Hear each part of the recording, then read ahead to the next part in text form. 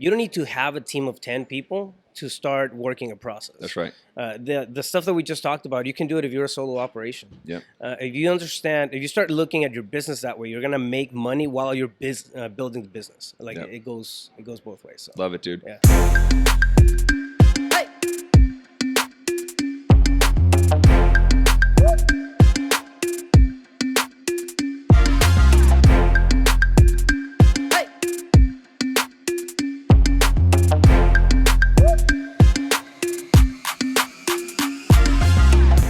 Yo, what is up, everybody? Welcome back to the Science of Flipping podcast. And as you see, I am still here talking to some of the best experts in the industry, trying to give back to you guys. And if you are not watching this on YouTube, go to YouTube, because I got my man Cortez here, Rafael Cortez.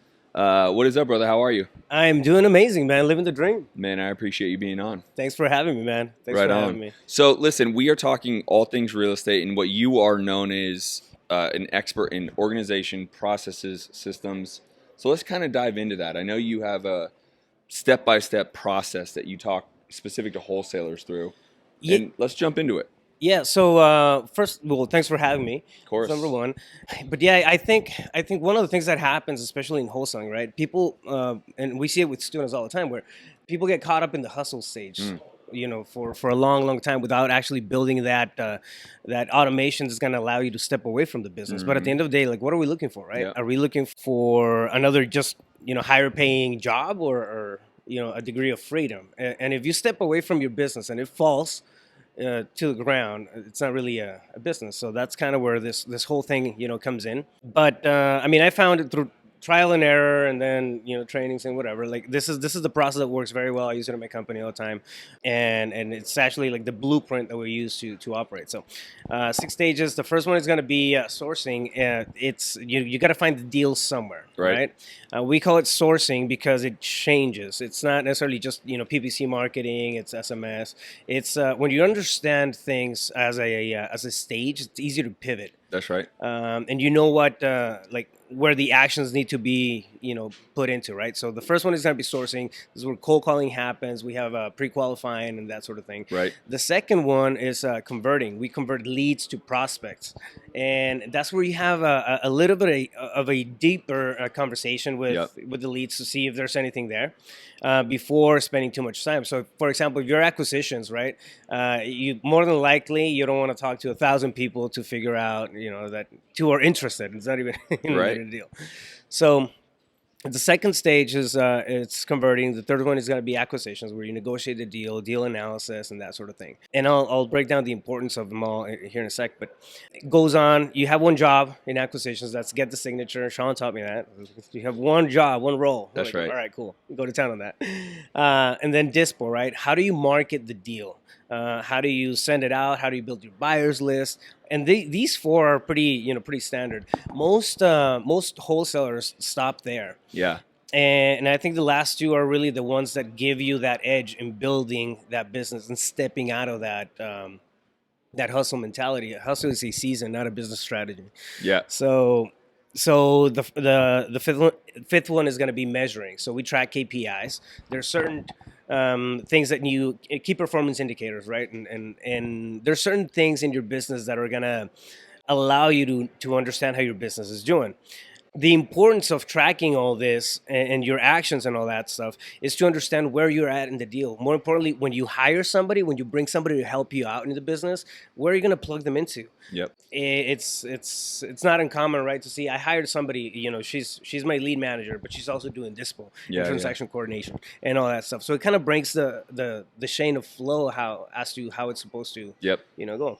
And then the last one is improvement. So we measure and improve on the 5th and 6th, and these are just awareness sessions. Okay, like what happened to the deals that we closed last week? Did we leave money on the table?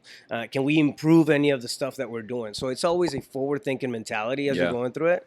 And I'm telling you, man, like these last two stages really come in. Measure and improve, right? Those are the last 2. Yeah, they come in and they just become the glue for the business.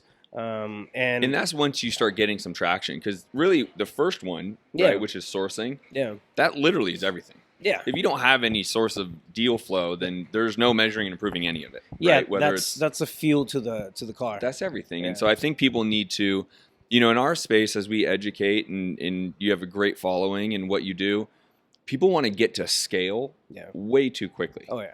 I've seen it too often, right? They want to measure and they want to improve, but they don't have any deals. Right. Or the other thing I've seen in the last almost 10 years now is people have plenty of deals. They have sourced great. Yeah. They don't know how to convert.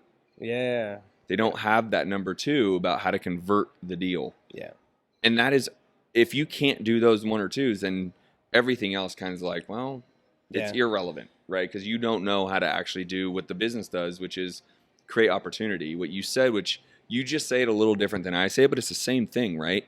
Is your exit strategy. To convert more deals, think outside the box. If it is always a cash offer, you're always the one-trick pony, then you might not get as many deals. You may not convert as well because you're just 70% of ARV minus rehab, minus wholesale fee. Like, yeah, you have to be dynamic, man. It's the business has evolved so much in the last 2 weeks. That's right. 2 weeks, literally, right? Yeah, it's insane. Just the offer thresholds, understanding the market, and I mean that goes a long way, right? But also having that grip on the ability to pivot from one offer to the next and just monetizing more leads. It's a whole science behind it, right? But at the end of the day, it really comes down to that, and it really comes down to understanding, okay, what can I come in and do for the seller? How can I convert more stuff and actually close it? Because somebody else is going to come in and do it. Right? Yeah. That's going to be huge. So the process of building out this business to treat it like a business, like you said, hustler is a season. Yeah, it's not a business model. Yeah, and you said it perfectly. Is because you have to have the hustler to get going.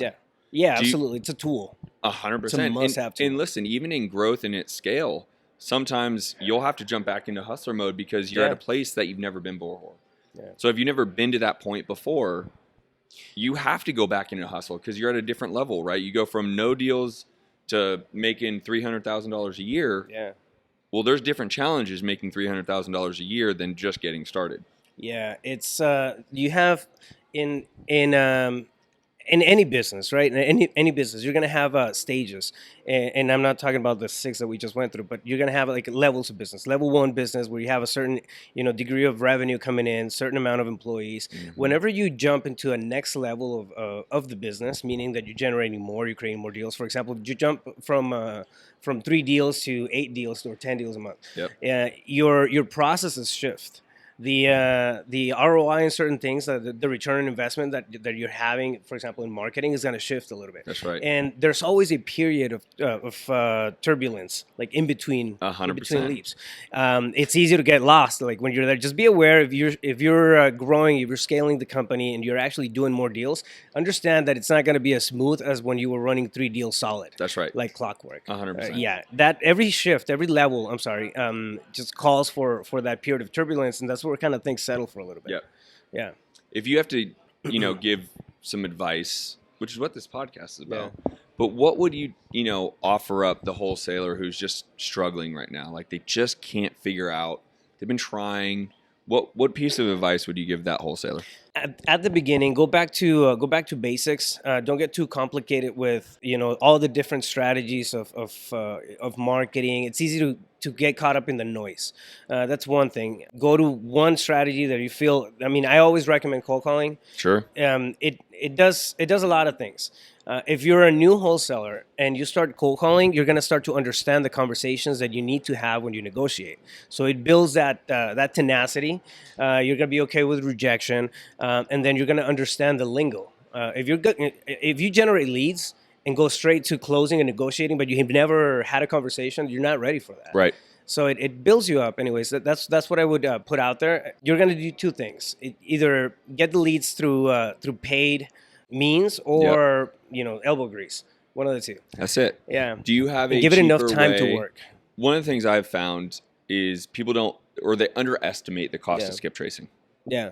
And you love batch, I love batch. There are guys. It is the best skip tracing. 1,000%.